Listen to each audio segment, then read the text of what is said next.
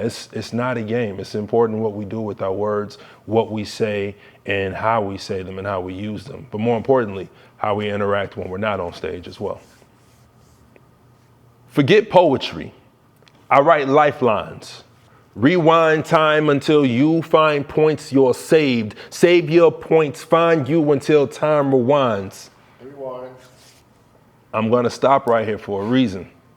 I had a feeling you was gonna say rewind, but this is probably the most important part of the poem, and I've never had a chance to discuss it. So thank y'all for giving me this.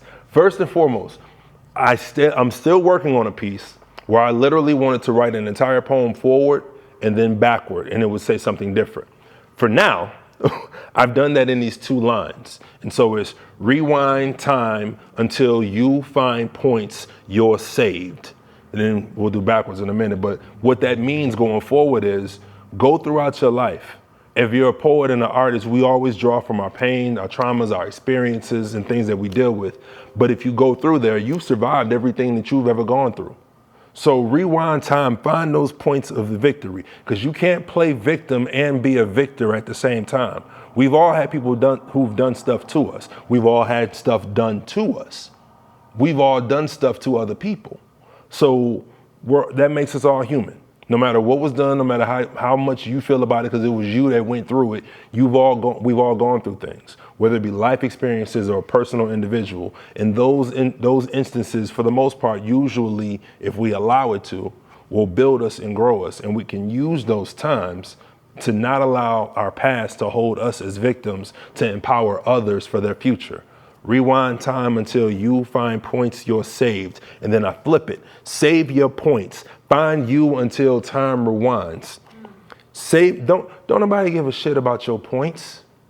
We are here to service people. Poetry is a service position. When you're writing, you are hoping that you connect with somebody. It ain't just for CD sales or getting some ass. And yes, those are byproducts when you're doing it, but there are levels of where you're at when you're an artist. The point is, when you are on that stage, you are walking in the same vein as Nikki Giovanni, as the last poets. Everyone who has come before, Talam Acey, everybody who's nominated for a spoken word Grammy, the poets like Jay Ivy who made spoken word a category. There's a lineage that you are tied and connected to, and therefore there's a responsibility that comes towards that. It's not just about making a point. It's about making a connection with what we're saying.